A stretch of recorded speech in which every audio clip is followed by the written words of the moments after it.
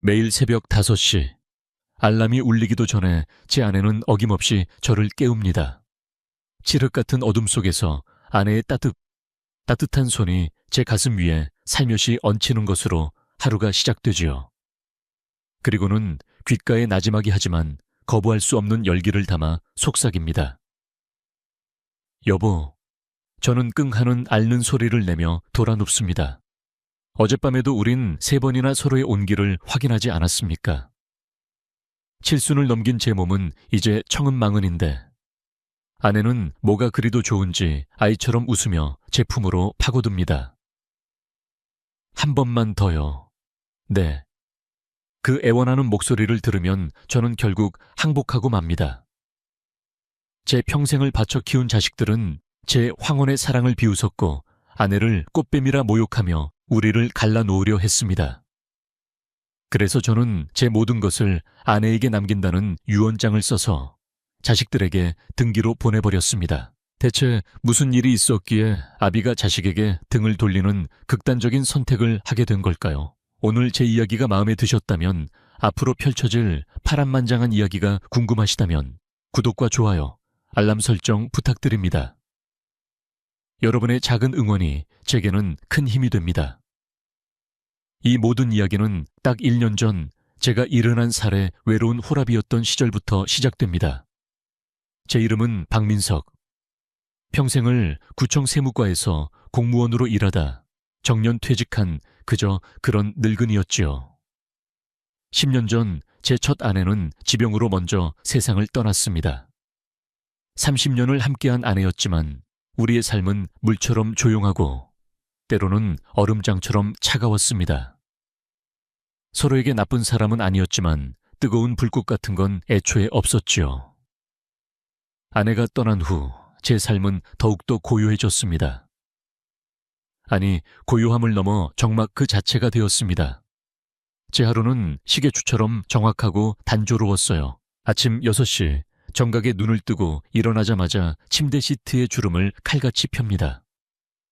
욕실에 들어가 찬물로 세수를 하고 거울 속에 비친 제 늙은 얼굴을 무심히 바라보지요. 흰머리가 성성하고 눈가에는 세월이 파놓은 깊은 골짜기가 선명했습니다. 아침 식사는 언제나 똑같았어요. 토스터에 구운 식빵 한 조각 완숙으로 삶은 계란 하나, 그리고 설탕 없는 블랙커피 한 잔. 식탁에 앉아 창밖을 보며 꾸역꾸역 음식을 넘겼습니다. 밥을 먹는 게 아니라 생명을 연장하기 위한 연료를 주입하는 기분이었지요. 식사가 끝나면 설거지를 하고 집 안을 청소합니다. 먼지 한 톨 없는 거실, 각 잡혀 꽂힌 책장의 책들, 반듯하게 정돈된 소파 쿠션. 모든 것이 제자리에 있었지만 그 질서 정연함 속에는 어떠한 온기도 없었습니다. 그저 텅 빈 박물관 같았지요. 오전에는 동네 공원을 산책했습니다. 다른 노인들은 삼삼오오 모여 장기를 두거나 이야기를 나누었지만 저는 그저 벤치에 앉아 사람들을 구경할 뿐이었습니다. 손주 손을 잡고 나온 할머니 서로의 어깨에 기댄 노부부 까르르 웃으며 뛰어노는 아이들. 그들의 평범한 행복이 제게는 닿을 수 없는 다른 세상의 풍경처럼 보였습니다. 가슴 한구석이 시큰거렸지만 애써 외면했지요. 점심은 집에서 대충 라면으로 때우거나 남은 반찬으로 해결했습니다. 혼자 먹는 밥은 무슨 맛으로 먹는지 도무지 알 수가 없었으니까요. 오후는 더 길고 지루했습니다. TV를 켜놓아도 화면 속의 이야기는 귀에 들어오지 않았고 책을 펼쳐도 같은 페이지를 몇 번이고 다시 읽기 일쑤였지요. 세상의 모든 소음이 저를 비껴가는 듯 집 안에는 제 숨소리와 시계초침 소리만이 전부였습니다. 자식들은 다들 결혼해서 제 몫의 삶을 사느라 바빴습니다. 아들 녀석은 한 달에 한 번 의무감으로 전화를 걸어왔지요. 아버지, 별일 없으시죠? 내 식사는 잘 챙겨 드시고요. 용건만 간단히 늘 똑같은 대화의 반복이었습니다. 그 녀석의 목소리에서는 저에 대한 걱정보다는 아버지에게 도리를 다하고 있다는 안도감이 느껴졌습니다. 섭섭했지만 어쩔 수 없었지요. 저 역시 살가운 아버지는 아니었으니까요. 문제는 밤이었습니다. 어둠이 내리면 그 정막은 거대한 괴물이 되어 저를 집어삼켰습니다. 혼자 저녁을 먹고 텅 빈 거실 소파에 앉아 의미 없이 채널을 돌리다 보면 외로움이 뼛속까지 스며드는 것 같았지요. 침실에 들어가는 것이 두려웠습니다. 킹사이즈 침대의 절반은 언제나 차갑고 텅 비어 있었으니까요.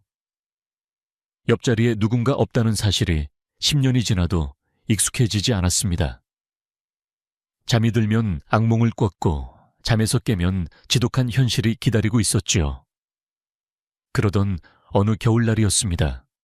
지독한 독감에 걸려 꼬박 사흘을 알아누웠습니다.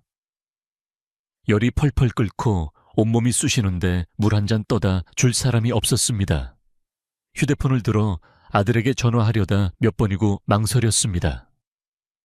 바쁜 애한테 걱정 끼치고 싶지 않았거든요. 그 순간 덜컥 겁이 났습니다. 이러다 내가 여기서 혼자 죽어도 며칠이 지나도록 아무도 모르는 거 아닐까. 그 생각에 온몸에 소름이 돋았습니다. 땀으로 축축한 잠옷을 입은 채 어두운 천장을 보며 생각했습니다. 이대로는 안 된다. 뭐라도 해야 한다. 며칠 후 몸을 추스르고 신문을 보다가 우연히 한 광고를 보게 되었습니다. 황혼의 아름다운 동반자, 저희가 찾아드립니다. 노인 전문 재혼정보회사의 광고였지요. 처음엔 헛웃음이 나왔습니다. 이 나이에 무슨 주책이냐. 하지만 그날 밤 혼자 죽을지도 모른다는 공포가 다시 저를 덮쳤습니다. 다음날 저는 떨리는 손으로 수화기를 들었습니다. 제 인생을 송두리째 바꿔놓을 그 전화 한 통을 걸게 된 것입니다. 어쩌면 그것은 제가 10년의 정막 속에서 살아남기 위해 내질렀던 마지막 비명이었는지도 모르겠습니다. 재혼정보회사 상담실의 공기는 무겁고 탁했습니다. 낡은 소파에서는 퀴퀴한 냄새가 났고 벽에 걸린 아름다운 황혼이라는 액자는 먼지가 뽀얗게 쌓여 그 빛을 잃은 지 오래였지요. 제 맞은편에 앉은 50대 중반의 상담사는 판에 박힌 위로와 희망을 늘어놓았습니다. 선생님처럼 점잖고 성실한 분은 금방 좋은 짝 만나실 거예요. 그 말이 조금도 위로가 되지 않았습니다. 제 자신이 마치 팔다 남은 재고품이 된 것 같아 처량한 기분만 들었지요. 며칠 후 상담색에서 연락이 왔습니다. 저와 만나보고 싶어 하는 여성분이 있다는 것이었습니다. 이름은 오수진, 나이는 68, 저보다 4살이 어렸습니다. 남편과 사별한 지 5년째이고 취미는 춤과 노래라고 적혀 있더군요. 프로필 사진 속에 그녀는 환하게 웃고 있었습니다. 하얀 치아를 드러내고 웃는 모습이 참 시원스러워 보였지만 한편으로는 조금 부담스러웠습니다. 저는 조용하고 그늘진 사람인데 저렇게 밝은 사람과 과연 대화가 통할까 싶었거든요. 약속 장소는 시청 근처의 한적한 찻집이었습니다. 10년 만에 하는 소개팅이라니. 옷장 문을 열고 한참을 망설였습니다. 평생을 입어온 낡은 양복들 사이에서 그나마 제일 나아 보이는 감색 재킷을 꺼내 입었지요. 거울 앞에 서니 어색하기 짝이 없었습니다. 낯선 장소, 낯선 사람과의 만남은 생각만 해도 숨이 턱 막혔습니다. 그냥 나가지 말까. 몇 번이고 포기하고 싶었지만 사흘 밤낮으로 저를 괴롭혔던 그 지독한 외로움과 고독사, 구두 애쉬의 공포가 제 등을 떠밀었습니다. 약속 시간보다 20분 먼저 찻집에 도착했습니다. 구석진 자리에 앉아 창밖을 보며 물만 영어프 마셨지요. 심장이 쿵쾅거리고 손바닥에서는 축축하게 땀이 났습니다. 그때 찻집 문이 열리며 딸랑하는 종소리와 함께 한 여인이 들어섰습니다. 화사한 연보라색 원피스에 진주 목걸이를 한 사진보다 훨씬 생기 넘치는 모습의 오수진 씨였습니다. 그녀는 망설임 없이 제게 다가와 맞은편 의자에 앉으며 활짝 웃었습니다. 박민석 선생님, 맞으시죠? 기다리셨어요. 길이 좀 막혀서 늦었네요. 이 그녀의 목소리는 꾀꼬리처럼 맑고 또렷했습니다. 저는 당황해서 어물쩍거리며 대답했지요. 아, 아닙니다. 저도 방금 왔습니다. 거짓말이었습니다. 거짓말을 하자 얼굴이 화끈 달아올랐습니다. 그러세요? 다행이네요. 뭘 마실까? 저는 쌍화차를 좋아하는데 선생님은요? 그녀는 메뉴판을 볼 필요도 없다는 듯 자신만만하게 주문을 하고는 저를 빤히 쳐다봤습니다. 저는 그 시선을 어디에 둬야 할지 몰라 메뉴판 뒤로 숨어버렸지요. 저는 대추차로 하겠습니다. 찻잔이 나오고 어색한 침묵이 흘렀습니다. 무슨 말을 해야 할지, 어디서부터 대화를 시작해야 할지 도무지 알 수가 없었습니다. 저는 그저 찻잔의 김만 하염없이 바라보고 있었지요. 그 침묵을 깬 것도 수진 씨였습니다. 상담사님이 그러시던데 공무원이셨다고. 그것도 세무가에 계셨다면서요. 와, 정말 대단하시다.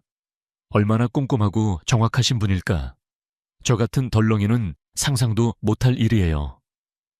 그녀는 쉴 새 없이 이야기를 이어갔습니다. 남편과 함께 작은 식당을 운영했던 이야기, 춤을 배우러 문화센터에 다녔던 이야기, 요즘 재미있게 보는 드라마 이야기까지.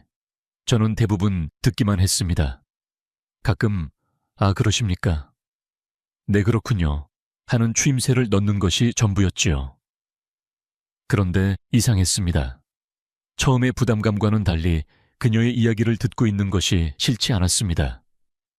오히려 10년 동안 굳게 닫혀있던 제 귀가 조금씩 열리는 기분이었습니다. 그녀의 목소리는 제 적막한 세상에 스며드는 한 줄기 햇살 같았지요. 한참을 이야기하던 그녀가 문득 제 눈을 똑바로 보며 물었습니다. 선생님은 왜 나오셨어요?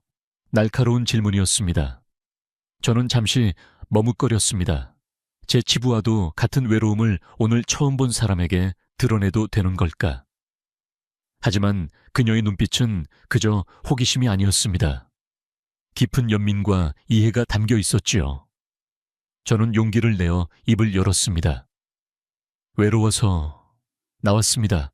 제 목소리가 미세하게 떨렸습니다. 밤에 혼자 있는 것이 무서워서요. 그 말을 내뱉자 수진 씨의 얼굴에 드리워져 있던 환한 미소가 순간 옅어졌습니다. 그녀는 고개를 끄덕이며 나지막이 말했죠. 저도 그래요. 저도 밤이 제일 무서워요. 그 순간 우리 사이를 가로막고 있던 투명한 벽이 허물어지는 것을 느꼈습니다. 우리는 서로의 가장 깊은 상처를 확인한 동지가 된 것입니다. 그 후로 우리의 대화는 완전히 달라졌습니다. 그녀는 더 이상 혼자 떠들지 않았고 저도 조금씩 제 이야기를 꺼내놓기 시작했습니다. 아내가 떠난 후에 공허함, 자식들과의 서먹함, 혼자 알아누웠을 때의 서러움까지. 그녀는 제 서툰 이야기를 단 한 번도 끊지 않고 끝까지 들어주었습니다. 그리고는 제 손등 위로 자신의 손을 살며시 포개며 말했죠. 얼마나 힘드셨을까. 정말 고생 많으셨어요. 그 따뜻한 온기와 위로의 말 한마디에 10년간 억눌러왔던 눈물이 왈칵 쏟아질 뻔했습니다. 어떤 만남은 우리의 예상을 완전히 비껴나가기도 합니다. 저는 조용하고 참한 사람을 원했지만 제 앞에 나타난 사람은 활화산 같은 열정을 가진 여자였습니다. 하지만 때로는 그 예상치 못한 다름이 내 삶의 빈 곳을 채워주는 가장 완벽한 조각이 되기도 하더군요. 서로의 가장 깊은 외로움을 알아보는 순간 우리는 이미 서로에게 필요한 사람이 되어가고 있었는지도 모릅니다. 그 만남이 제 남은 인생을 뒤흔들 격정의 서막이 될 줄은 그때에 저는 꿈에도 몰랐습니다. 수진 씨와의 첫 만남 이후 제 단조롭던 일상에는 작은 파문이 일기 시작했습니다. 아침에 눈을 뜨면 가장 먼저 그녀의 목소리가 생각났고 공원을 산책하면서도 혹시 그녀와 마주치지 않을까 두리번거리는 제 자신을 발견하곤 했지요. 10년 동안 흑백 사진 같았던 제 세상에 그녀는 연보라색 원피스처럼 화사한 색을 입히기 시작했습니다. 우리는 일주일에 두세 번씩 만났습니다. 때로는 찻집에서, 때로는 고궁을 거닐며, 때로는 한적한 식당에서 마주 앉아 밥을 먹었지요. 그녀와의 만남은 언제나 유쾌했습니다. 수진 씨는 마치 마르지 않는 샘물처럼 이야기 보따리를 풀어놓았고, 저는 그 이야기를 듣는 것만으로도 즐거웠습니다. 그녀는 작은 것에도 아이처럼 기뻐하고 슬픈 영화를 보면 소리내어 울 줄 아는 감정이 풍부한 사람이었습니다. 그런 그녀를 보고 있으면 제 메마른 감정선도 조금씩 촉촉해지는 기분이 들었습니다.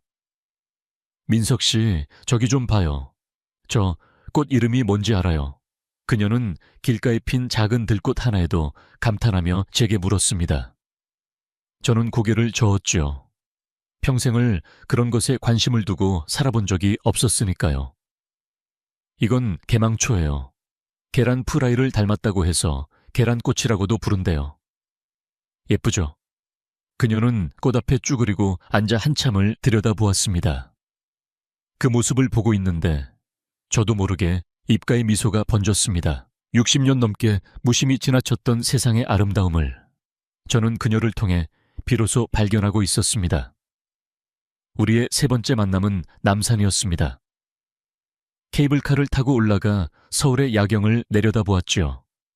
수많은 불빛이 별처럼 반짝이는 모습을 보며 수진 씨가 말했습니다. 저 많은 불빛 아래 얼마나 많은 사람들이 외롭게 살고 있을까요? 저는 대답 대신 그녀의 옆모습을 바라보았습니다. 화려한 야경을 배경으로 선 그녀의 얼굴에 문득 깊은 쓸쓸함이 스쳐 지나가는 것을 보았기 때문입니다. 수진 씨도 외로우시죠? 제가 조심스럽게 묻자 그녀는 잠시 말이 없다가 고개를 끄덕였습니다. 네, 외로워요. 낮에는 사람들 만나고 웃고 떠드니까 괜찮은데 밤에 혼자 불 꺼진 집에 들어가면 그 정막이 숨 막힐 때가 있어요. 그 마음을 저는 너무나도 잘 알았습니다. 우리는 말없이 한참 동안 야경을 내려다보았습니다. 그때 수진 씨가 제 팔에 자신의 팔을 살며시 끼워 넣었습니다. 저는 깜짝 놀라 몸이 굳었지만 그녀는 아무렇지 않은 듯 제게 기댔습니다. 민석 씨, 우리 서로에게 밤이 되어주면 안 될까요? 그 말의 의미를 생각하느라 제 심장은 터질 듯이 뛰었습니다.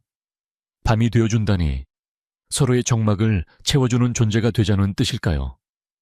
저는 대답 대신 제 팔을 감싼 그녀의 손 위로 제 손을 가만히 포개었습니다. 그것이 제 대답이었습니다. 그날 이후 우리의 관계는 조금 더 깊어졌습니다. 우리는 서로의 집을 오가며 저녁을 함께 먹기 시작했습니다. 그녀가 해주는 집밥은 따뜻하고 맛있었습니다. 혼자 라면으로 끼니를 때우던 지난 10년의 세월이 서러울 만큼요. 함께 TV를 보고 과일을 깎아 먹으며 이야기를 나누는 평범한 일상. 제게는 꿈만 같은 시간이었습니다. 저는 그녀에게 제 서재를 보여주었고 그녀는 제게 춤추는 모습을 보여주었습니다. 거실에서 흘러나오는 음악에 맞춰 스텝을 밟는 그녀의 모습은 68이라는 나이가 믿기지 않을 만큼 우아하고 아름다웠습니다. 그녀의 몸짓 하나하나에는 억눌려왔던 열정과 삶에 대한 애정이 담겨 있었습니다. 저는 소파에 앉아 넋을 잃고 그 모습을 바라보았습니다. 그리고 깨달았지요. 저는 이 여인을 사랑하게 되었다는 것을. 한 달이 지났을 무렵 저는 큰 결심을 했습니다. 이 행복을 놓치고 싶지 않았습니다. 다시는 그 지독한 외로움 속으로 돌아가고 싶지 않았습니다. 그날은 수진 씨가 저희 집에서 저녁을 해준 날이었습니다. 맛있는 김치찌개 냄새가 온 집안에 진동했지요. 설거지를 마치고 나란히 소파에 앉아 있는데 제가 먼저 그녀의 손을 잡았습니다. 수진 씨, 네 민석 씨, 저와 함께 살아주시겠습니까? 제 목소리가 바보처럼 떨려 나왔습니다. 수진 씨는 놀란 듯 눈을 동그랗게 떴습니다. 결혼하자는 말씀이세요? 네, 정식으로 부부가 되어 남은 인생을 함께 보내고 싶습니다. 매일 아침 당신이 끓여주는 찌개를 먹고 매일 밤 당신과 나란히 잠들고 싶습니다. 제 서툰 고백에 수진 씨의 눈에 눈물이 서서히 고이기 시작했습니다. 그녀는 아무 말 없이 저를 바라보기만 했습니다. 그 짧은 순간이 제게는 영원처럼 길게 느껴졌습니다. 만약 그녀가 거절한다면 저는 다시는 이런 용기를 내지 못할 것 같았거든요. 한참의 침묵 끝에 그녀가 눈물을 닦으며 활짝 웃었습니다. 네, 좋아요. 저도 민석 씨의 밤이 되어드릴게요. 그 대답을 듣는 순간 제 온 세상이 환하게 밝아지는 기분이었습니다. 저는 그녀를 와락 끌어안았습니다. 10년 만에 처음으로 누군가를 이렇게 간절하게 안아보았습니다. 그녀의 품은 따뜻했고 좋은 향기가 났습니다. 우리는 그렇게 한참을 부둥켜 안고 있었습니다. 서로의 심장 소리를 들으며 다가올 미래를 약속하며.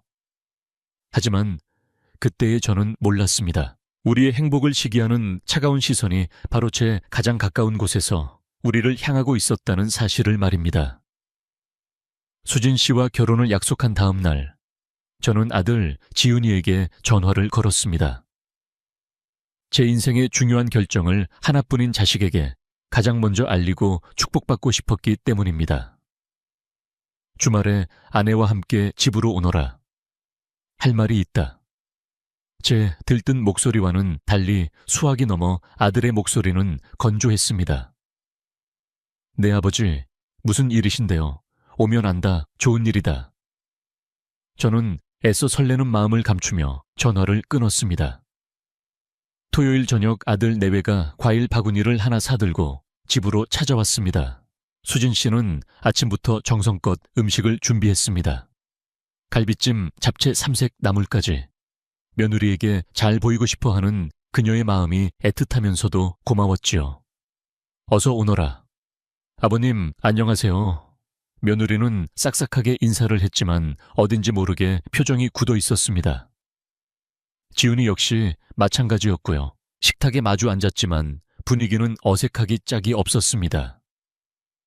수진 씨가 애써 분위기를 띄우려 말을 걸었지만 아들 내외는 단답형으로 대답할 뿐이었지요. 식사가 거의 끝나갈 무렵 제가 용기를 내어 입을 열었습니다. 지훈아, 애미야, 내가 오늘 너희를 부른 것은 중대 발표를 하기 위해서다. 아들 내외의 시선이 제게로 향했습니다. 저는 수진 씨의 손을 꼭 잡고 말했지요. 나 이 사람과 재혼하기로 했다. 그 말이 떨어지기 무섭게 식탁의 공기는 싸늘하게 얼어붙었습니다. 숟가락을 막 들려던 며느리의 손이 허공에서 멈췄고 지훈이의 얼굴은 딱딱하게 굳어갔습니다. 네, 제 재혼. 이요. 지훈이가 믿을 수 없다는 듯 되물었습니다. 그래, 이제 혼자 사는 것도 지쳤고 남은 인생은 이 사람과 함께 행복하게 보내고 싶다. 아버지, 지금 제정신이세요. 아들의 입에서 나온 첫 마디는 축하가 아닌 비난이었습니다. 어머니 돌아가신 지 얼마나 됐다고 벌써 재혼을 하세요.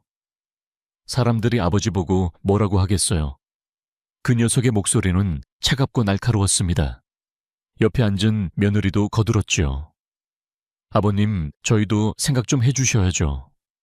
갑자기 새어머니라니요. 저희 체면도 좀... 저는 할 말을 잃었습니다. 자식들이 제 행복을 기뻐해 줄 것이라 생각했던 제가 어리석었습니다. 그들에게 중요한 것은 제 외로움이나 행복이 아니었습니다. 세상 사람들의 시선과 자신들의 체면뿐이었지요. 수진 씨의 얼굴은 하얗게 질려 있었습니다. 그녀는 고개를 푹 숙인 채 아무 말도 하지 못했지요. 그리고 이분은 어떤 분이신데요? 지훈이가 수진 씨를 위아래로 훑어보며 경계심 가득한 목소리로 물었습니다. 그 무례한 시선에 저는 화가 치밀어 올랐습니다. 지훈아, 말 조심해라. 이분은 내게도 어머니가 되실 분이다. 어머니요. 제 어머니는 한 분뿐입니다. 아들은 버럭 소리를 질렀습니다. 아버지, 솔직히 말씀드릴게요. 저 아주머니 아버지 재산 보고 접근한 거 아닙니까? 요즘 세상에 그런 꽃뱀들이 얼마나 많은데요. 꽃뱀이라는 단어가 제 가슴에 비수처럼 날아와 박혔습니다. 어떻게 자식이라는 녀석이 제 앞에서 제 사람을 저렇게 모욕할 수 있단 말입니까? 너 지금 뭐라고 했냐? 저도 모르게 언성이 높아졌습니다. 틀린 말 했어요. 평생 공무원으로 일하셔서 연금도 꼬박꼬박 나오시겠다. 이 아파트도 있으시겠다. 저 아주머니가 뭘 보고 아버지랑 결혼하겠어요. 사랑이요. 웃기지 마세요. 그때까지 아무 말 없이 듣고만 있던 수진 씨가 자리에서 벌떡 일어났습니다. 그녀의 눈에는 눈물이 그렁그렁 맺혀 있었지요. 제가 잠시 자리를 비켜드리는 게 좋겠네요. 그녀는 떨리는 목소리로 말하고는 안방으로 들어가 버렸습니다. 쾅 하고 문 닫히는 소리가 제 심장을 후려치는 것 같았습니다. 지훈아, 너 정말 너무하는구나. 어떻게 어른 앞에서 그런 막말을 할 수가 있어. 아버지야말로 정신 차리세요. 저 여자한테 속고 계시는 거라고요. 저는 이 결혼 반대입니다. 절대 허락 못해요. 아들은 그렇게 소리치고는 겉옷을 챙겨 입었습니다. 며느리도 남편 뒤를 따랐지요. 아버지, 저희는 먼저 가보겠습니다. 다시 한번 잘 생각해 보세요. 그들은 그렇게 사과 한마디 없이 휑하니 집을 나가버렸습니다. 텅 빈 거실에 저 혼자 남았습니다. 식탁 위에는 수진 씨가 정성껏 차린 음식들이 차갑게 식어가고 있었지요. 저는 소파에 주저앉아 깊은 한숨을 내쉬었습니다. 행복의 정점에서 한순간에 불행의 나락으로 떨어진 기분이었습니다. 자식들의 축복 속에서 새로운 출발을 하고 싶었던 제 꿈은 산산조각 나버렸습니다. 안방 문을 열 용기가 나지 않았습니다. 문 너머에서 수진 씨가 얼마나 큰 상처를 받고 울고 있을지 생각만 해도 가슴이 미어졌습니다. 과연 우리는 이 거센 반대를 무릅쓰고 함께할 수 있을까요? 자식들이 폭풍처럼 휩쓸고 간 후 집안은 숨막히는 정적으로 가득 찼습니다. 저는 안방 문 앞에서 한참을 서성였습니다. 문고리를 잡았다 놓았다 몇 번을 망설였는지 모릅니다. 문 너머에서 들려오는 희미한 흐느낌 소리가 제 가슴을 갈기갈기 찢어놓는 것 같았죠. 결국 저는 조심스럽게 문을 열고 들어갔습니다. 수진 씨는 침대에 걸터 앉아 어깨를 들썩이며 울고 있었습니다.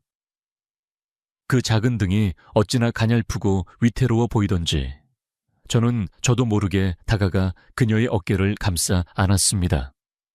수진 씨, 미안합니다. 내가 자식 교육을 잘못 시켰습니다. 제 목소리가 형편없이 잠겨 나왔습니다. 아니에요.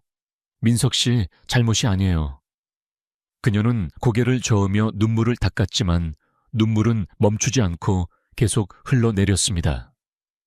제가 민석 씨 앞길에 걸림돌이 되는 건 아닌지 모르겠어요. 그 말에 제 마음은 무너져 내렸습니다. 그런 말 하지 마세요. 수진 씨는 나에게 복덩어리입니다. 10년 만에 찾아온 내 행복이라고요. 우리는 그날 밤 많은 이야기를 나누었습니다. 그녀는 눈물을 그치고 오히려 제 손을 잡으며 말했지요. 민석 씨, 우리 흔들리지 말아요. 자식들도 언젠가는 우리 진심을 알아줄 거예요. 그녀는 저보다 훨씬 강한 사람이었습니다. 저는 그런 그녀의 모습에 다시 한번 사랑을 느꼈고 무슨 일이 있어도 이 여자를 지켜야겠다고 다짐했습니다. 우리는 자식들의 축복 없이 구청에 가서 조촐하게 혼인신고를 하는 것으로 식을 대신하기로 했습니다. 화려한 예식도 달콤한 신혼여행도 없었지만 서로의 손을 잡고 구청을 나서는 순간 저는 세상 누구보다 행복했습니다. 드디어 법적으로 그리고 마음으로 우리는 완벽한 부부가 된 것입니다. 그리고 마침내 우리의 첫날 밤이 찾아왔습니다. 저는 조금 긴장했습니다. 10년 만에 누군가와 한 침대를 쓴다는 것도 어색했지만 무엇보다 수진 씨를 실망시키고 싶지 않았습니다. 칠순을 넘긴 제 몸이 과연 그녀를 만족시킬 수 있을까?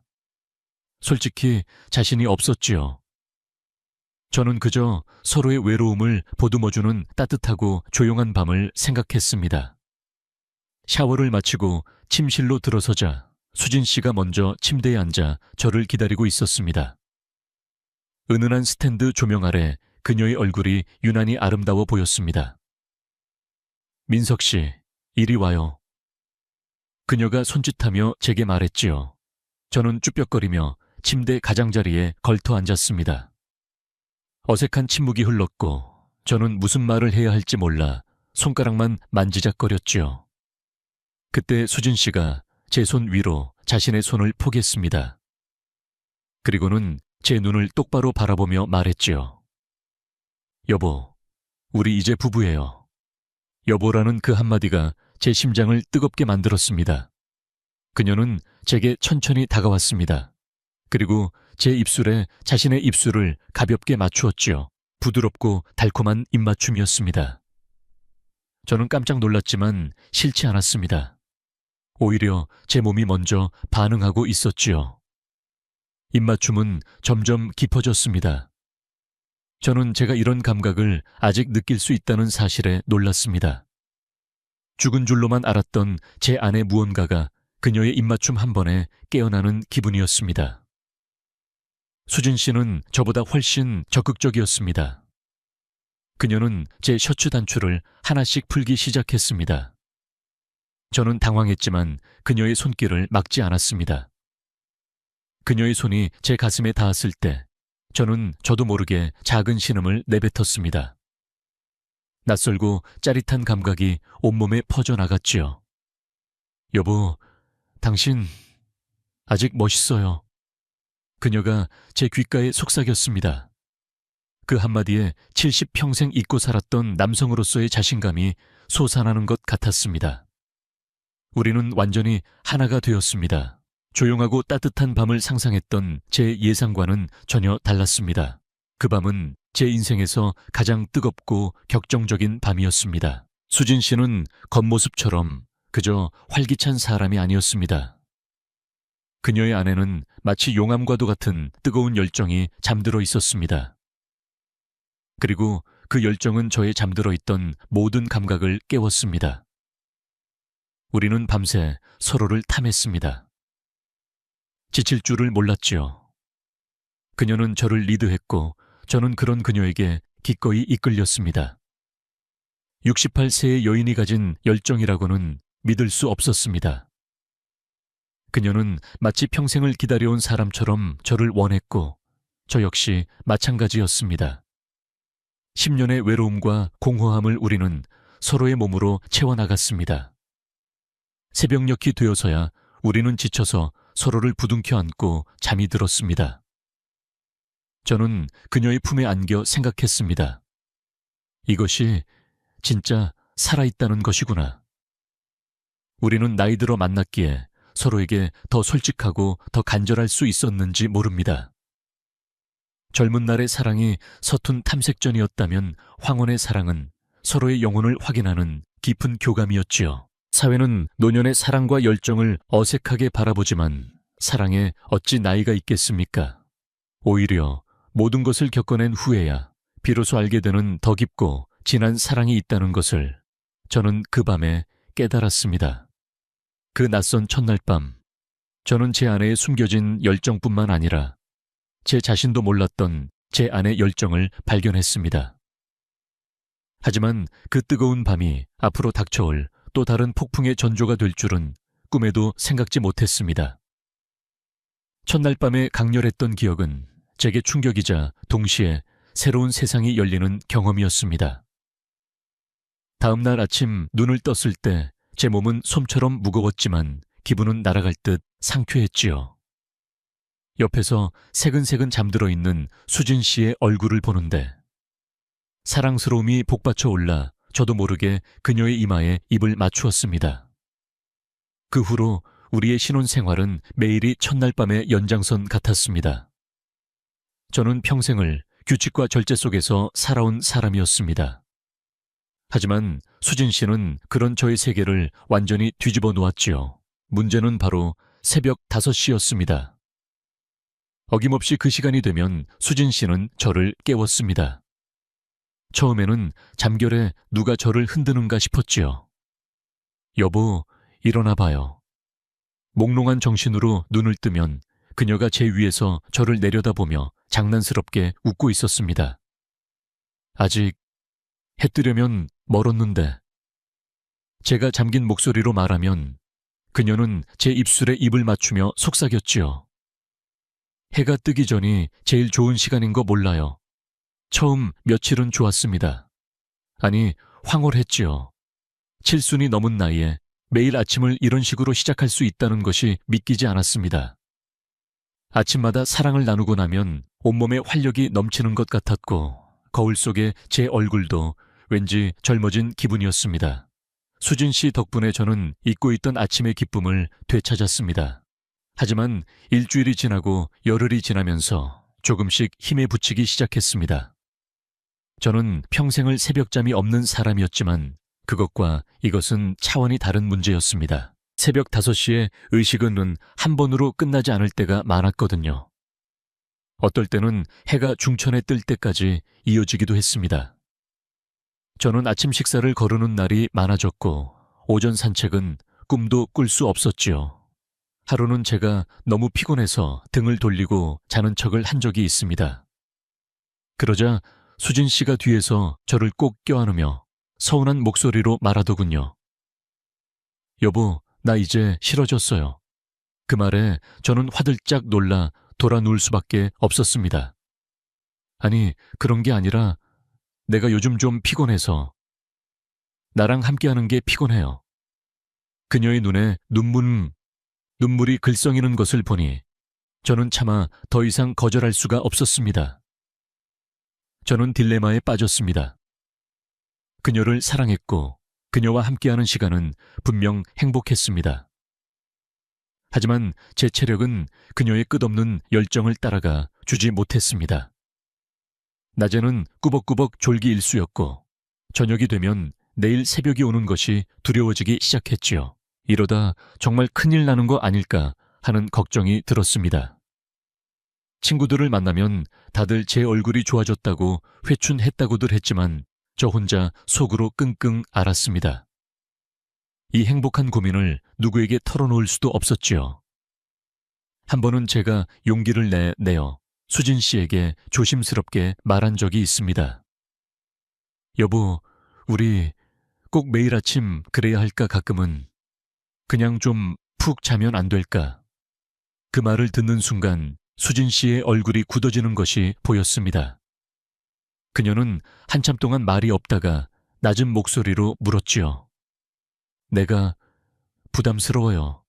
아니, 그런 뜻이 아니라 내 나이가 이제 나이는 숫자에 불과하다고 말한 건 당신이었어요. 그녀의 목소리에는 깊은 실망감이 묻어 있었습니다. 나는 당신을 만나서 평생 처음으로 내가 여자라는 걸 느끼고 살아요.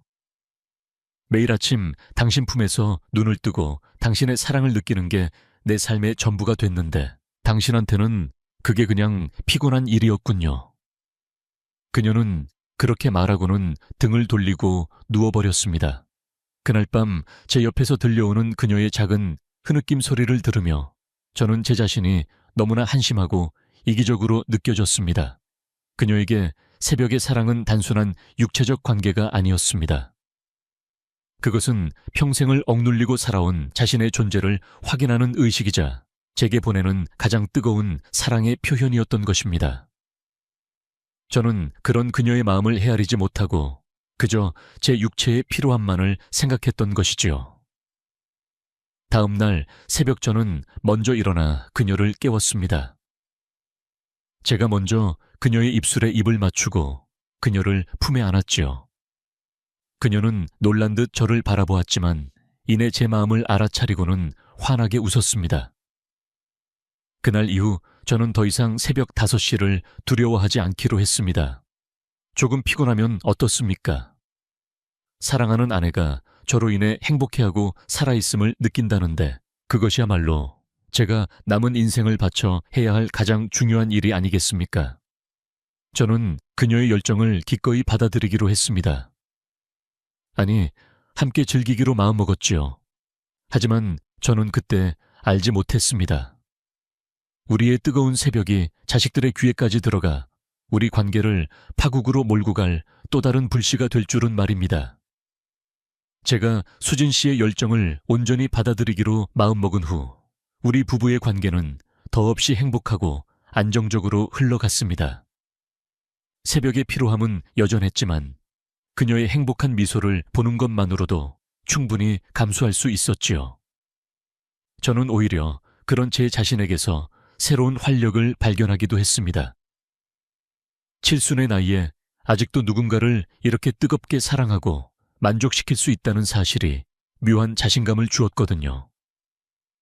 하지만 그 평화는 오래가지 않았습니다.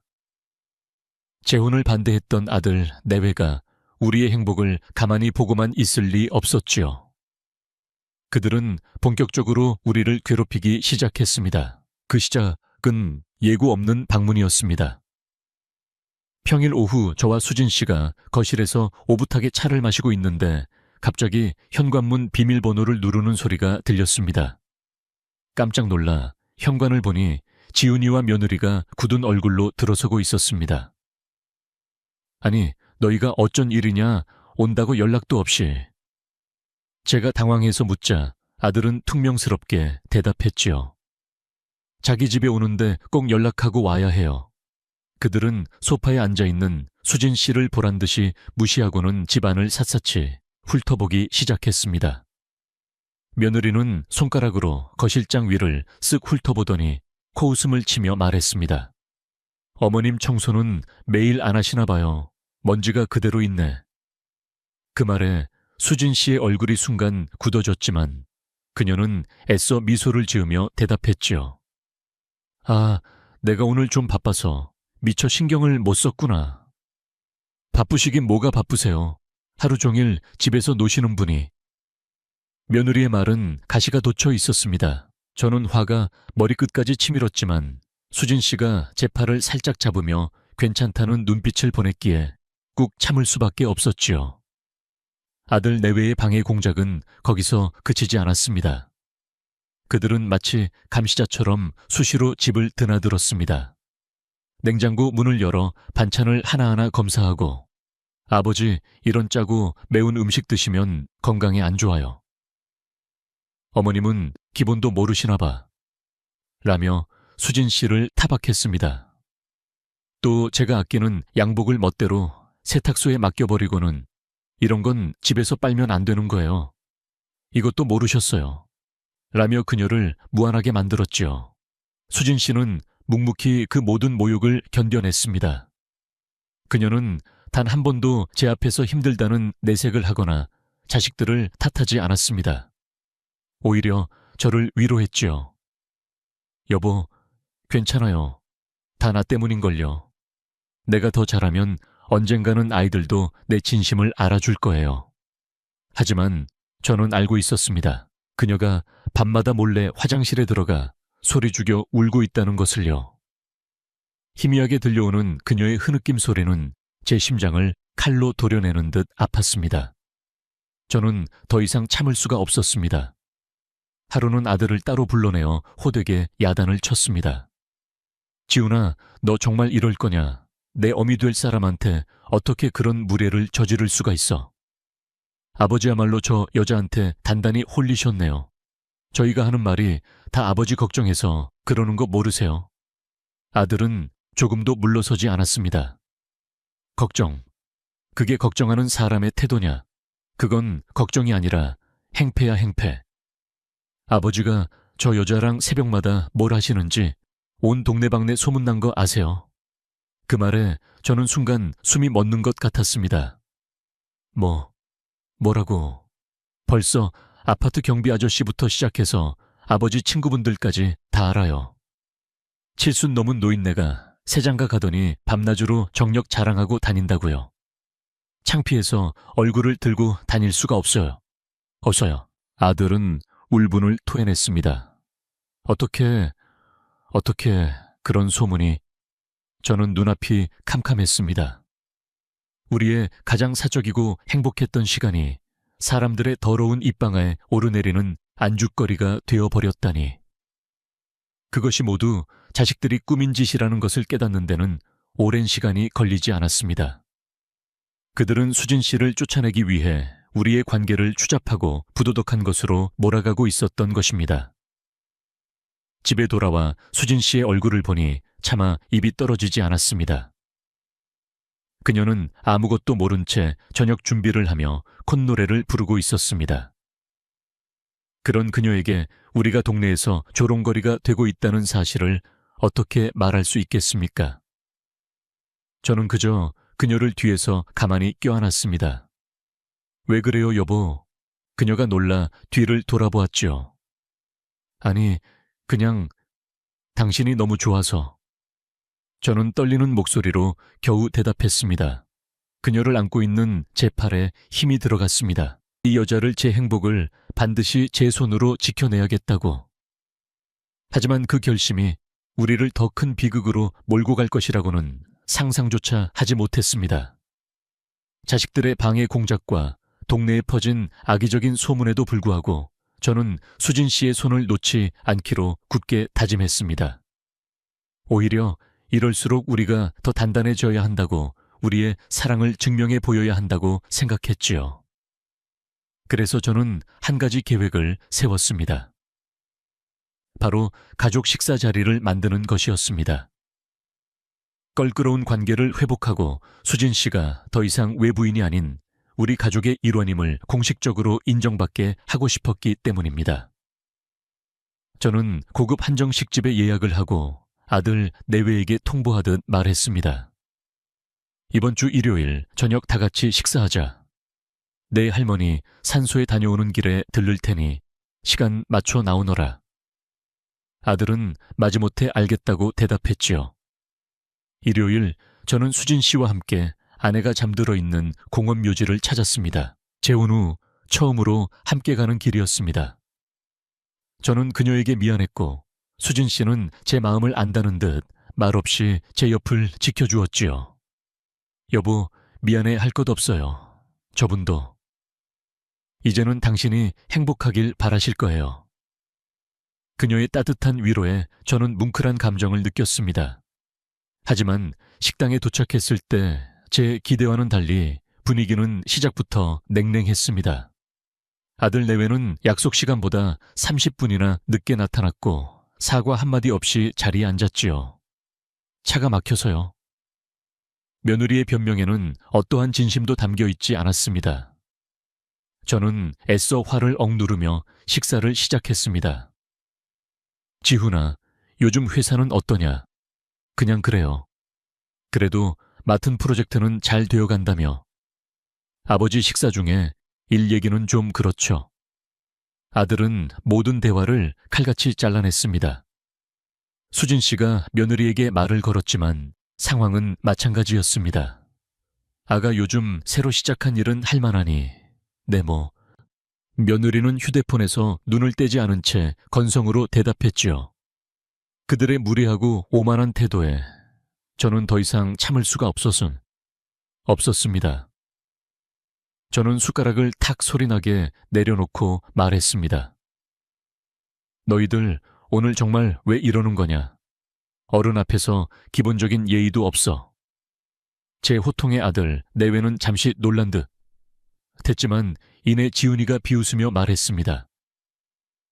예의요, 아버지는 저희한테 예의를 지키셨고요. 뭐라고? 저희 의견은 깡그리 무시하고 멋대로 결혼하신 분이 누구신데요? 저희한테 예의를 논할 자격이 있으세요. 아들의 말은 날카로운 칼날이 되어 제 심장을 찔렀습니다. 그때 며느리가 조용히 하지만 모두가 들릴 만큼 또렷한 목소리로 말했습니다. 아버님, 저희가 이러는 거 다 아버님 걱정해서 그러는 거예요. 저분 어떤 분인지 제대로 알거나 만나시는 거예요. 그게 무슨 소리냐? 제가 뒷조사 좀 해봤거든요. 며느리는 의기양양한 표정으로 서류 봉투 하나를 테이블 위에 툭 던졌습니다. 이거 한번 보세요. 저는 떨리는 손으로 봉투를 열었습니다. 안에는 수진 씨의 과거 행적이 담긴 자료들이 들어 있었습니다. 그녀가 남편과 사별 후 얼마나 힘들게 식당 일을 하며 살았는지, 어떤 고생을 했는지가 적혀 있었지요. 이게 뭐 어쨌다는 거냐? 내 아내가 얼마나 고생하며 살았는지 증명하는 자료일 뿐이지 않으냐? 제가 소리치자 며느리는 비웃음을 흘리며 말했습니다. 그것뿐만이 아니죠. 맨 뒷장을 보세요. 저는 떨리는 손으로 마지막 장을 넘겼습니다. 그리고 그 내용을 보는 순간 제 눈을 의심했습니다. 거기에는 수진 씨가 젊은 시절 무용수로 활동하며 찍었던 사진 몇 장과 그녀가 활동했던 작은 극단의 이름이 적혀 있었습니다. 그리고 그 아래에는 풍기문란이라는 단어가 붉은 펜으로 쓰여 있었지요. 이게 다 뭐냐? 보시는 그대로예요. 젊어서 춤바람 나서 딴 따라 생활이나 하던 근본도 없는 여자라는 뜻이죠. 그런 분을 저희 어머니 자리에 앉히시겠다니 저희가 어떻게 가만히 있겠어요. 며느리의 목소리에는 경멸과 조소가 가득했습니다. 저는 순간 머릿속이 하얘졌습니다. 수진 씨의 얼굴을 차마 쳐다볼 수가 없었습니다. 그녀가 어떤 표정을 짓고 있을지, 얼마나 큰 상처를 받았을지. 저는 자식들 앞에서 제 아내를 제대로 지켜주지 못했습니다. 그저 당황하고 망연자실해서 아무 말도 하지 못했지요. 그 순간 수진 씨가 자리에서 일어났습니다. 그녀의 얼굴은 눈물로 얼룩져 있었지만 표정은 놀랍도록 차분했습니다. 됐어요, 여보. 그녀는 저를 보며 나지막이 말했습니다. 그리고는 아들 내외를 향해 고개를 돌렸지요. 너희들이 나를 어떻게 생각하든 상관없다. 하지만 한 가지만은 알아두렴. 너희 아버지는 내게 유일한 희망이고 내 마지막 사랑이라는 것을. 이 그녀는 그렇게 말하고는 뒤도 돌아보지 않고 식당을 나가버렸습니다. 저는 망부석처럼 그 자리에 굳어 있었습니다. 아내를 따라 나서야 한다는 것을 알면서도 발이 떨어지지 않았습니다. 제 인생에서 가장 비겁하고 부끄러운 순간이었습니다. 식당을 뛰쳐나간 수진 씨를 저는 바로 뒤쫓아가지 못했습니다. 자식들이 던진 모욕적인 말들과 제 자신의 무력감에 대한 충격으로 한동안 꼼짝도 할 수 없었기 때문입니다. 정신을 차리고 밖으로 나갔을 때 그녀는 이미 어디론가 사라지고 없었지요. 저는 미친 사람처럼 밤거리를 헤매며 그녀의 이름을 불렀습니다. 하지만 그녀는 보이지 않았습니다. 휴대폰은 꺼져 있었고 그녀가 갈 만한 곳은 짐작조차 할 수 없었지요. 집에 돌아왔을 때 현관에 놓인 그녀의 신발이 사라진 것을 보고 제 심장은 철렁 내려앉았습니다. 그녀가 떠난 것입니다. 저는 비틀거리며 안방으로 들어갔습니다. 옷장 문은 활짝 열려 있었고 그녀의 옷가지들이 있던 자리는 텅 비어 있었습니다. 화장대 위에는 그녀가 쓰던 작은 화장품 몇 개와 제가 선물했던 진주 목걸이만이 덩그러니 놓여 있었지요. 그리고 그 옆에는 편지 한 통이 있었습니다. 떨리는 손으로 편지를 집어들었습니다. 민석 씨에게 라고 쓰인 그녀의 단정한 글씨체였습니다. 여보, 이 편지를 보실 때쯤이면 저는 아마 멀리 떠나고 없을 거예요. 말없이 떠나는 저를 부디 용서하세요. 당신 얼굴을 보고는 도저히 떠날 용기가 나지 않았습니다. 편지의 첫 구절을 읽는 순간부터 제 눈에서는 뜨거운 눈물이 쏟아져 내렸습니다. 오늘 저는 제 인생에서 가장 큰 모욕을 당했습니다. 하지만 저를 더 아프게 한 것은 자식들의 말이 아니었어요. 그 순간 아무 말도 하지 못하고 그저 앉아만 있던 당신의 모습이었습니다. 저는 당신이 저를 지켜줄 것이라 믿었습니다. 당신이라면 세상이 다 나에게 등을 돌려도 내 편이 되어줄 것이라 믿었습니다.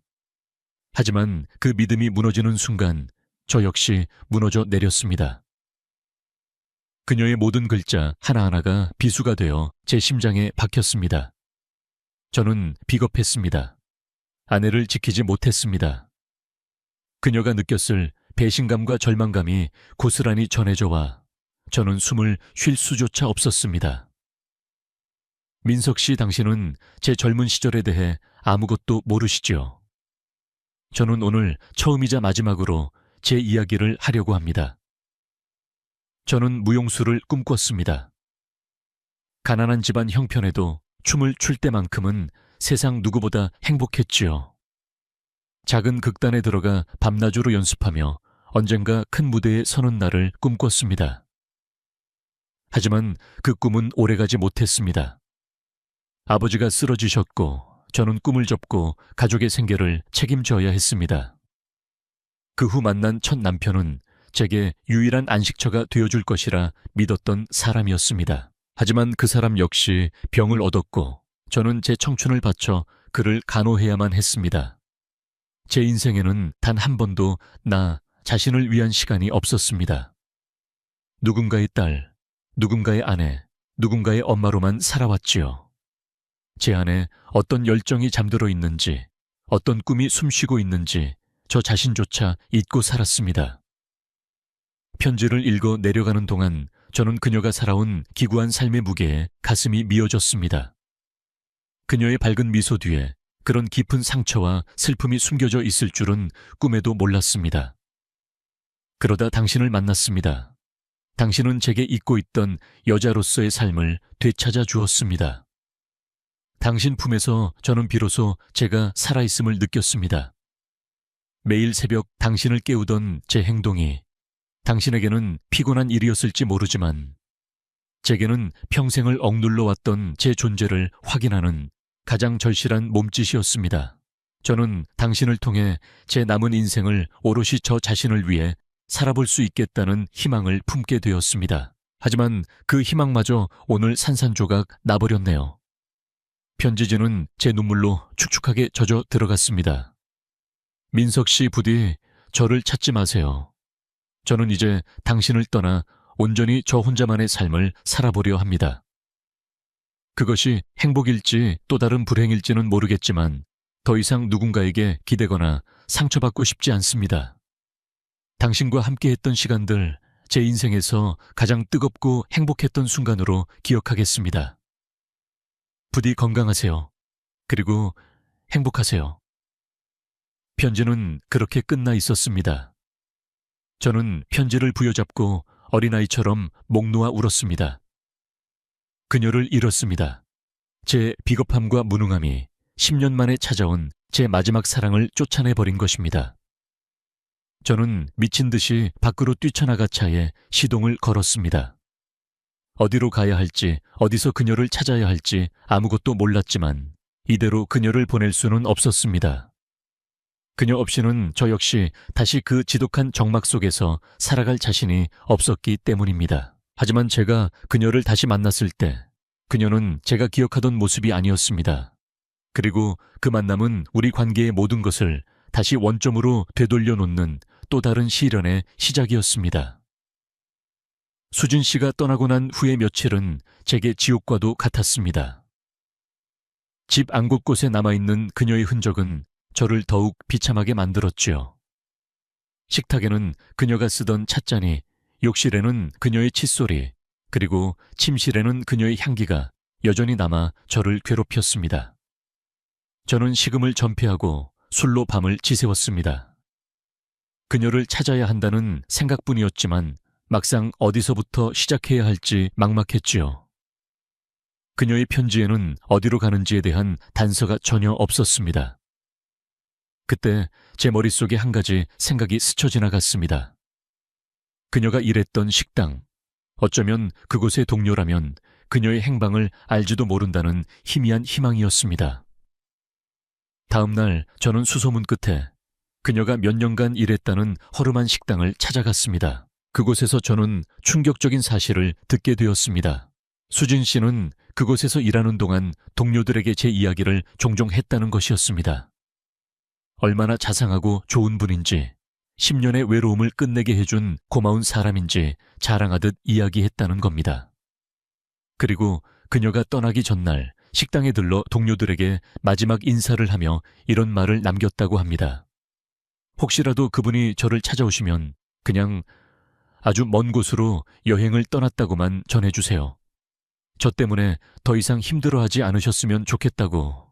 그 말을 전해 듣는 순간 저는 심장이 멎는 듯한 고통을 느꼈습니다. 그녀는 마지막 순간까지 저를 걱정하고 있었던 것입니다. 제 비겁함에 실망하고 상처받았으면서도 끝까지 저를 배려했던 것입니다. 저는 식당 주인에게 그녀가 갈 만한 곳이 없는지 애원하듯 물었습니다. 주인은 한참을 망설이다 조심스럽게 입을 열었지요. 글쎄요, 예전에 고향인 강릉에 작은 집을 하나 마련해 두셨다는 얘기는 들은 것 같은데. 강릉. 그 한 단어에 저는 한 줄기 빛을 본 것 같았습니다. 저는 곧장 차를 몰아 강릉으로 향했습니다. 2시간 넘게 운전하는 동안 제 머릿속은 온통 그녀를 만나면 무슨 말을 해야 할까 하는 생각뿐이었지요. 사과해야 한다. 무릎 꿇고 용서를 빌어야 한다. 그리고 다시는 그녀를 혼자 두지 않겠다고 세상 모든 것으로부터 내가 당신을 지켜주겠다고 맹세해야 한다. 강릉 시내에 도착해 저는 부동산과 동사무소를 샅샅이 뒤지며 그녀의 흔적을 찾았습니다. 그리고 마침내 해질녘이 되어서야 바닷가가 보이는 작은 언덕 위에 있는 그녀의 집을 찾아낼 수 있었습니다. 초인종을 눌렀을 때 문을 열고 나온 사람은 제가 알던 수진 씨가 아니었습니다. 화장기 없는 수척한 얼굴 초점을 잃은 멍한 눈빛. 그녀는 저를 보고도 아무런 표정 변화 없이 그저 유령처럼 서 있기만 했습니다. 수진 씨, 나 왔어요. 제 목소리가 형편없이 떨렸습니다. 그녀는 대답 대신 저를 지나쳐 집 안으로 들어가 버렸습니다. 저는 그녀를 따라 집 안으로 들어갔습니다. 집은 짐이 거의 없어 휑했지만 창문 너머로 보이는 저녁 바다의 풍경은 더없이 아름다웠습니다. 왜 오셨어요? 그녀가 등을 돌린 채 물었습니다. 미안합니다. 내가 다 잘못했습니다. 제발 용서해 주세요. 저는 그녀의 등 뒤에서 무릎을 꿇었습니다. 일어나세요. 민석 씨가 이럴 필요 없어요. 그녀의 목소리는 얼음장처럼 차가웠습니다. 아니, 나는 당신에게 용서받을 자격도 없는 놈입니다. 하지만 당신 없이는 살 수가 없어서 이렇게 염치불구하고 찾아왔습니다. 그녀는 천천히 뒤를 돌아 저를 내려다보았습니다. 그녀의 눈에는 더 이상 눈물이 없었습니다. 모든 것을 체념한 사람의 텅 빈 눈빛이었지요. 민석 씨, 우리는 여기까지인 것 같아요. 수진 씨, 더 이상 당신과 당신의 자식들 때문에 상처받고 싶지 않아요. 저는 그냥 조용히 살고 싶어요. 그녀의 단호한 말에 저는 절망했습니다. 하지만 포기할 수는 없었습니다. 수진 씨, 내가 다 해결하겠습니다. 자식들 문제 내가 책임지고 정리하겠습니다. 다시는 당신이 상처받는 일 없도록 내가 당신의 방패가 되어주겠습니다. 그러니 제발 제게 마지막 기회를 한 번만 더 주세요. 저는 그녀의 바짓가랑이라도 붙잡고 싶은 심정이었습니다. 그때였습니다. 제 휴대폰이 요란하게 울리기 시작했습니다. 아들 지훈이었습니다. 저는 전화를 받지 않으려 했지만 수진 씨가 차가운 목소리로 말했지요. 받으세요. 당신 아들이잖아요. 저는 떨리는 손으로 전화를 받았습니다. 아버지, 지금 어디세요? 그 여자 만나러 강릉까지 가신 거 아니죠? 아들의 목소리에는 분노와 불안이 뒤섞여 있었습니다. 그렇다. 왜? 당장 돌아오세요. 아버지까지 그 여자한테 홀려서 가산을 탕진할 셈이세요. 그 순간 제 안에서 무언가 툭 하고 끊어지는 소리가 났습니다. 지난 며칠간 억눌러 왔던 모든 분노와 회한이 한꺼번에 폭발했습니다. 저는 수화기에 대고 제 평생 처음으로 고함을 질렀습니다. 닥쳐라 이놈, 네가 뭔데 내 인생에 감놔라, 배놔라 하는 거냐. 가산, 그래, 내 재산이 그렇게도 탐이 나더냐. 저는 제 옆에 서서 저를 놀란 눈으로 쳐다보는 수진 씨의 손을 낚아채듯 잡았습니다. 그리고는 아들이 들으라는 듯 더 큰 소리로 외쳤지요. 잘 들어라. 이 사람은 내 아내다. 내 여편네라고 너희들이 아무리 반대하고 모욕해도 나는 이 사람 없이는 단 하루도 살 수 없다. 그러니 너희는 이제부터 내 자식이 아니다. 나와 인연을 끊고 싶지 않다면 당장 이곳으로 내려와 이 사람에게 무릎 꿇고 사죄해라. 그렇지 않으면 내 모든 재산은 사회에 환원해 버릴 테니 그리 알아라. 전화를 끊고 나자 숨이 턱까지 차올랐습니다. 제 평생 처음으로 누군가를 위해, 제 자신을 위해 목소리를 낸 순간이었습니다. 저는 제 손에 잡혀있는 수진 씨를 돌아보았습니다. 그녀는 믿을 수 없다는 표정으로 눈물을 글썽이며 저를 바라보고 있었습니다. 인생에는 때로 모든 것을 걸어야 하는 순간이 찾아옵니다. 제게는 바로 지금이 그 순간이었습니다. 자식들의 탐욕과 세상의 편견에 맞서 제 마지막 사랑을 지켜내야 하는 순간. 그 순간의 선택이 후회로 남을지 혹은 제 인생 최고의 결정이 될지는 알 수 없었지만 한 가지는 확실했습니다. 저는 더 이상 비겁한 남편 무능한 아버지가 아닌 한 여자를 위해 모든 것을 바칠 수 있는 남자가 되기로 결심했다는 것입니다. 그 결심의 끝에 무엇이 기다리고 있을지는 저 역시 알 수 없었습니다. 강릉의 작은 집에서 저는 제 인생을 건 폭탄 선언을 했습니다. 수화기 너머로 아들 녀석의 당황한 숨소리가 들리는 듯 했지만 저는 망설임 없이 전화를 끊어버렸지요. 그리고는 제 앞에 서서 눈물을 글썽이는 수진 씨를 와락 끌어안았습니다. 수진 씨, 들었죠 이제? 다 끝났어요. 내가 다 정리할 겁니다. 그녀는 제 품에 안겨 한참을 소리내어 울었습니다. 그것은 슬픔의 눈물이 아닌 안도와 감동의 눈물이라는 것을 저는 알 수 있었지요. 그날 밤 우리는 강릉의 작은 집에서 함께 밤을 보냈습니다. 하지만 그 전처럼 뜨거운 밤은 아니었습니다. 우리는 그저 서로를 꼭 껴안은 채 말없이 서로의 존재를 확인했습니다. 상처받은 서로의 영혼을 보듬어주는 그 어떤 밤보다 더 깊고 애틋한 밤이었지요. 다음 날 아침 저는 서울로 올라가기 전 수진 씨에게 단호하게 말했습니다. 여기서 기다리고 있어요. 내가 모든 것을 정리하고 당신을 정식으로 맞이하러 다시 오겠습니다.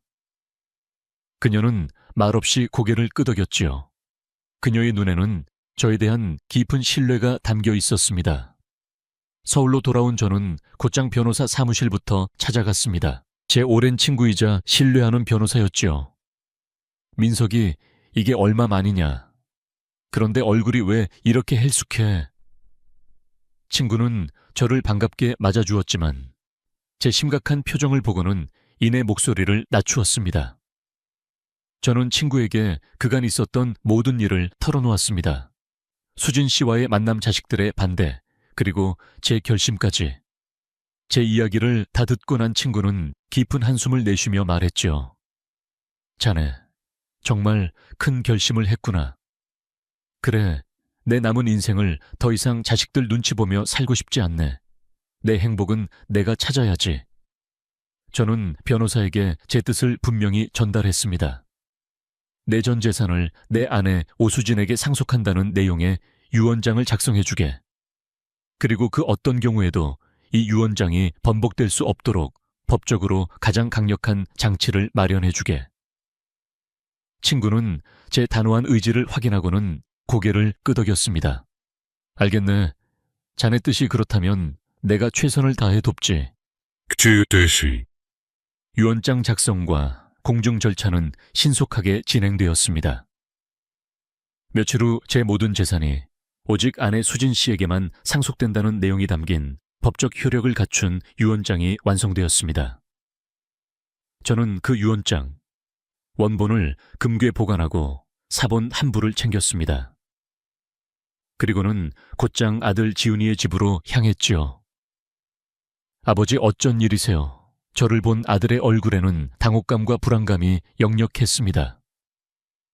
저는 아무 말 없이 제가 들고 간 유언장 사본을 녀석의 얼굴 앞에 내밀었습니다. 이게 뭐예요? 아들은 떨리는 손으로 서류를 받아 들었습니다. 유언장의 내용을 확인한 녀석의 얼굴은 순식간에 새하얗게 질려갔지요. 아, 아버지, 이게 정말입니까? 그래, 내 눈으로 직접 보거라. 내 모든 것은 이제 내 새어머니가 될 사람의 것이다. 너희에게는 단일 원도 돌아가지 않을 게다. 어떻게 저희한테 이러실 수가 있으세요? 저희가 아버지 하나뿐인 자식인데. 아들은 절규하듯 소리쳤습니다. 자식 부모의 행복을 짓밟고 제 입속만 차리려는 게 자식이냐? 너희는 내게 자식으로서의 도리를 다하지 않았다. 그러니 나 또한 너희에게 아비로서의 의무를 다할 이유가 없다. 저는 차갑게 말하고는 몸을 돌렸습니다. 아버지 잠시만요. 아버지, 뒤에서 저를 부르는 아들의 목소리가 들렸지만 저는 단 한 번도 뒤돌아보지 않았습니다. 이것이 제가 제 아내와 제 행복을 지키기 위해 선택한 가장 단호하고도 확실한 방법이었습니다. 자식들에게는 너무나 가혹한 처사라고 손가락질할지도 모릅니다. 하지만 저는 후회하지 않았습니다. 피보다 진한 것이 사랑일 수 있다는 것을, 그리고 진정한 가족은 혈연이 아닌 이해와 존중으로 만들어진다는 것을 저는 제 남은 인생을 통해 증명해 보이고 싶었습니다.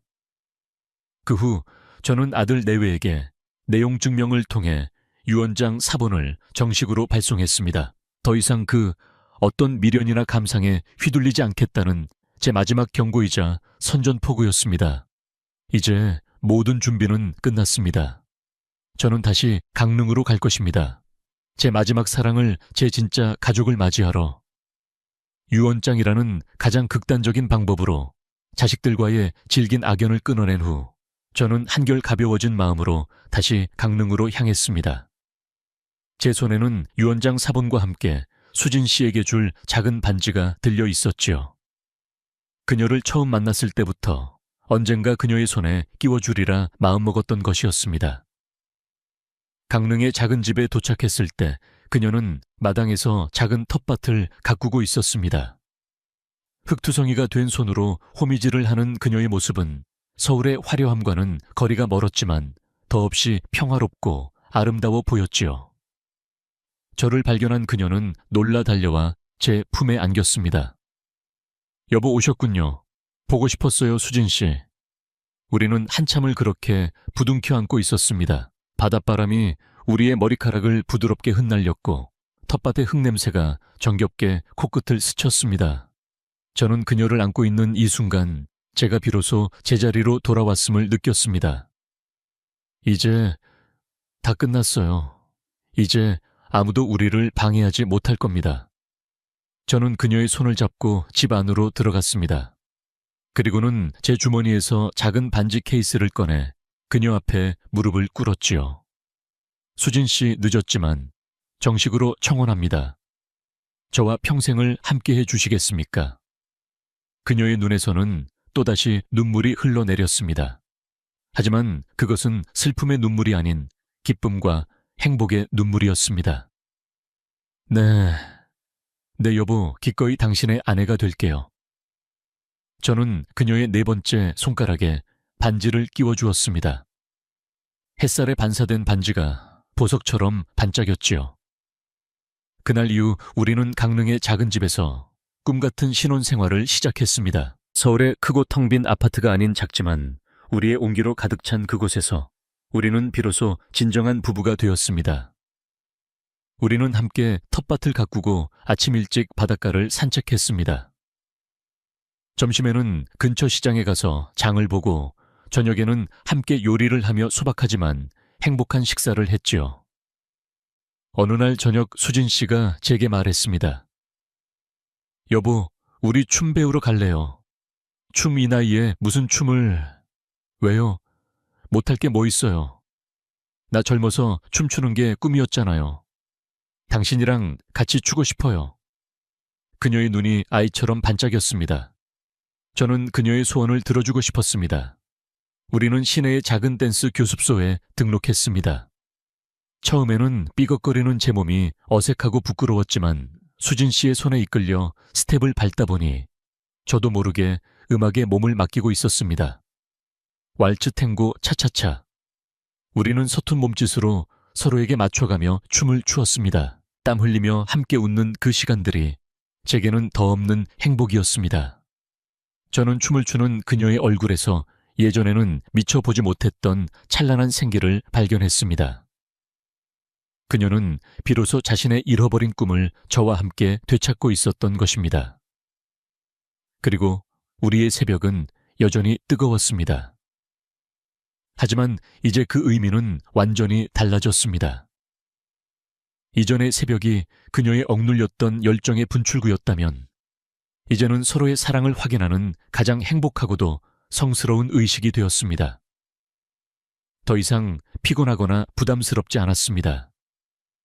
오히려 저는 매일 새벽 5시가 기다려졌지요. 그녀의 품에서 그녀의 숨결을 느끼며 하루를 시작하는 것만큼 큰 축복은 없었으니까요. 우리는 서로의 몸과 마음을 남김없이 나누었습니다. 그렇게 시간이 흘러 계절이 2번 바뀌었습니다. 그동안 아들에게서는 단 한 통의 연락도 오지 않았습니다. 처음에는 섭섭하기도 했지만 이내 그것이 우리가 온전한 행복을 누리기 위해 치러야 할 대가라고 생각하기로 했습니다. 언젠가 아주 오랜 시간이 흐른 뒤에 녀석도 아비의 선택을 이해하는 날이 오겠지요. 어느 맑은 가을날 우리는 함께 산에 올랐습니다. 정상에서 내려다보는 세상은 더없이 아름다웠습니다. 붉게 물든 단풍잎들이 바람에 흩날리는 모습을 보며 수진 씨가 제 어깨에 머리를 기댔습니다. 여보, 나 지금 정말 행복해요. 나도 그래요. 내 인생에 당신이 나타나줘서 정말 고마워요. 우리는 말없이 서로의 손을 꼭 잡았습니다. 황혼역에 시작된 우리의 사랑은 이제 그 어떤 젊은 날의 사랑보다 더 깊고 단단해져 있었습니다. 자식들의 반대와 세상의 편견이라는 거센 파도를 넘어 우리는 비로소 서로에게 온전한 안식처가 되어주었던 것입니다. 어느덧 수진 씨와 함께 강릉에서 새로운 삶을 시작한 지 1년이라는 시간이 흘렀습니다. 제 나이는 이제 73 아내의 나이는 69이 되었지요. 지난 1년을 돌이켜보면 제 인생에서 가장 평화롭고 충만한 시간이 아니었나 싶습니다. 저는 이제 더 이상 새벽 5시를 두려워하지 않습니다. 오히려 아내의 따뜻한 손길에 잠을 깨는 그 순간을 하루 중 가장 행복한 시간으로 여기게 되었지요. 그녀의 열정은 제게 삶의 활력이 되었고 우리는 서로를 통해 매일 젊어지고 있음을 느낍니다. 우리는 함께 텃밭에서 기른 채소로 밥상을 차리고 맑은 날에는 손을 잡고 바닷가를 거닙니다. 주말이면 댄스 교습소에 나가 서툰 스텝을 밟으며 함께 웃지요. 이 소박하고 평범한 일상이 제게는 그 어떤 부와 명예보다 더 값지다는 것을 저는 이제야 깨닫게 되었습니다. 가끔 서울에 홀로 남겨두고 온 아들 녀석이 생각나지 않는다면 거짓말이겠지요. 하지만 저는 제 선택을 후회하지 않습니다. 부모가 자식에게 줄 수 있는 가장 큰 유산은 돈이나 재산이 아니라 부모 스스로가 행복하게 살아가는 모습을 보여주는 것이라고 생각하기 때문입니다. 제가 제 행복을 찾아가는 이 모습을 언젠가 아들도 이해하고 받아들여줄 날이 오리라 믿습니다. 어쩌면 이기적인 아버지라고 손가락질 할지도 모릅니다. 하지만 저는 제 남은 인생을 더 이상 누군가를 위한 희생으로 채우고 싶지 않았습니다. 평생을 성실한 공무원으로 책임감 있는 가장으로 살아왔으니 이제는 오롯이 한 여자의 남편 박민석이라는 한 사람의 나 자신으로 살아가고 싶었습니다. 저는 오늘 이 글을 통해 저와 비슷한 아픔과 외로움을 겪고 계실 이 세상의 모든 황혼들께 작은 용기를 드리고 싶습니다. 인생의 황혼기에 찾아온 사랑을 나이와 체면, 그리고 자식들의 반대라는 굴레 때문에 포기하지 마십시오. 우리에게 남은 시간은 생각보다 길지 않습니다. 그 소중한 시간을 더 이상 외로움과 후회로 채우지 마십시오. 당신의 인생은 오롯이 당신의 것입니다.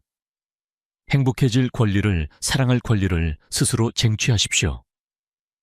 때로는 저처럼 극단적인 선택을 해야 할 순간이 올지도 모릅니다. 하지만 당신의 마음이 옳다고 말한다면 두려워하지 말고 앞으로 나아가십시오. 진정한 행복은 모든 것을 걸었을 때 비로소 얻을 수 있는 것이니까요. 오늘도 어김없이 새벽 5시가 되었습니다. 제 옆에 잠들어 있던 아내가 부스스 눈을 뜨며 제 품으로 파고듭니다. 그녀의 따뜻한 숨결이 제 귓가를 간지럽힙니다. 여보, 저는 미소를 지으며 그녀를 꼭 껴안습니다. 네, 저는 지금 제 인생에서 가장 행복한 아침을 맞이하고 있습니다. 그리고 이 행복이 당신에게도 찾아오기를 진심으로 바랍니다. 늦었다고 생각할 때가 바로 지금 시작할 때입니다. 당신의 인생을, 당신의 사랑을 마음껏 불태우십시오. 방금 들으신 박민성님과 오수진님의 이야기는 물론 제가 작가로서 창조해낸 허구의 창작물입니다. 이 이야기 속 인물들과 사건들은 현실이 아니며 교육적이고 영감을 주는 목적으로 만들어졌음을 먼저 말씀드립니다. 하지만 저는 이 꾸며낸 이야기 속에 우리 모두의 삶을 관통하는 진솔하고도 중요한 메시지가 담겨 있다고 굳게 믿습니다. 이 이야기는 단순히 황혼의 뜨거운 사랑을 넘어 우리에게 나의 인생은 진정 누구의 것인가? 라는 근원적인 질문을 던지기 때문입니다. 우리는 살아가면서 수많은 역할을 부여받습니다. 누군가의 자식으로, 누군가의 부모로, 사회의 한 구성원으로서 마땅히 해야 할 도리와 책임을 짊어지고 살아갑니다. 박민성님 역시 평생을 성실한 공무원이자 책임감 있는 가장으로 살아왔습니다. 그의 삶은 반듯하고 흠잡을 데 없었지만 그 질서 전견함 속에는 그 자신만의 색깔이나 욕망이 들어설 자리가 없었지요. 아내가 떠난 후 10년간의 적막한 삶은 어쩌면 그가 평생 억눌러왔던 자기 자신의 부재가 만들어낸 당연한 결과였을지도 모릅니다.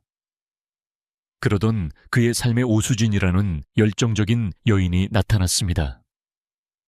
그녀의 등장은 잔잔한 호수에 던져진 커다란 돌멩이와도 같았습니다.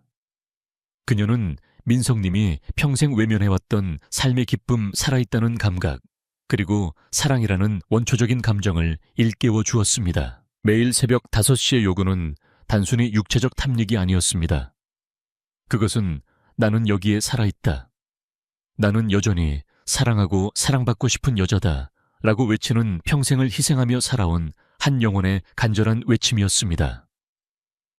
하지만 세상은 심지어 가장 가까운 자식조차도 그들의 사랑을 이해하지 못했습니다. 나이 들어 주책이다. 체면을 깎는 일이다. 재산을 노리는 것이다 라는 차가운 편견과 이기적인 시선은 그들의 행복을 무참히 짓밟으려 했습니다. 이 지점에서 이야기는 우리 사회의 슬픈 단면을 보여줍니다. 우리는 부모를 한 명의 독립된 인격체로 존중하기보다 그저 나의 부모라는 역할 안에 가두어 두려는 경향이 있습니다. 부모님이 영원히 늙지 않고 변하지 않고 그저 우리를 위한 희생적인 존재로만 남아주기를 바라는 이기적인 마음이 때로는 부모님의 남은 인생을 갉아먹는 가장 큰 족쇄가 되기도 하는 것입니다. 민성님이 유언장이라는 극단적인 방법을 선택한 것은 단순히 자식에 대한 복수가 아니었습니다. 그것은 자신의 남은 인생을 온전히 자신의 것으로 되찾아오겠다는 한 인간의 가장 존엄하고도 단호한 선언이었습니다. 그는 자식이라는 혈연의 굴레를 끊어내고 자신의 행복을 스스로 선택하고 책임지는 용기를 보여주었습니다. 피보다 진한 것은 서로의 영혼을 이해하고 보듬어주는 사랑이며 진정한 가족은 혈연이 아닌 깊은 존중과 신뢰 위에서 완성된다는 것을 그는 자신의 삶을 통해 증명해낸 것입니다. 이 이야기는 우리에게 용기를 가지라고 말합니다.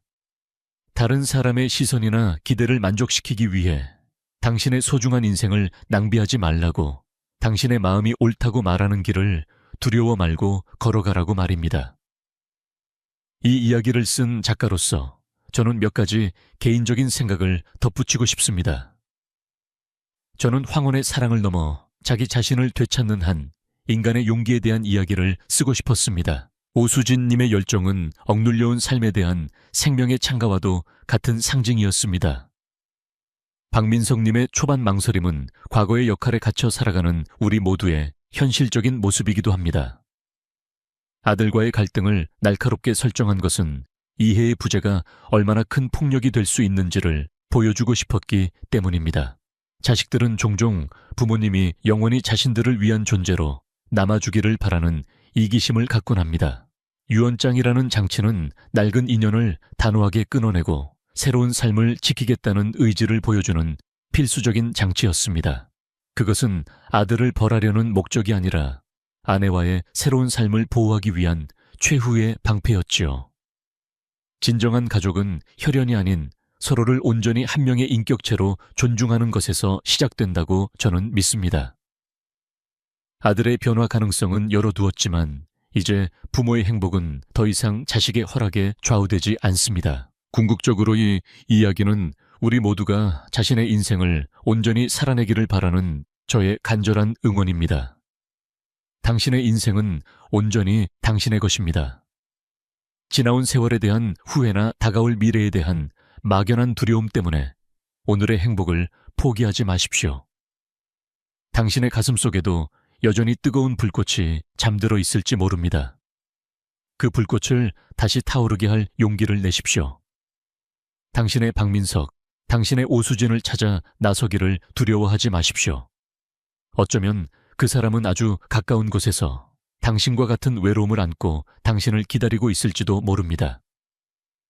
오늘 이야기가 여러분의 마음에 작은 울림을 주었다면 좋아요와 구독, 그리고 알람 설정으로 저에게 큰 힘을 실어주시길 부탁드립니다.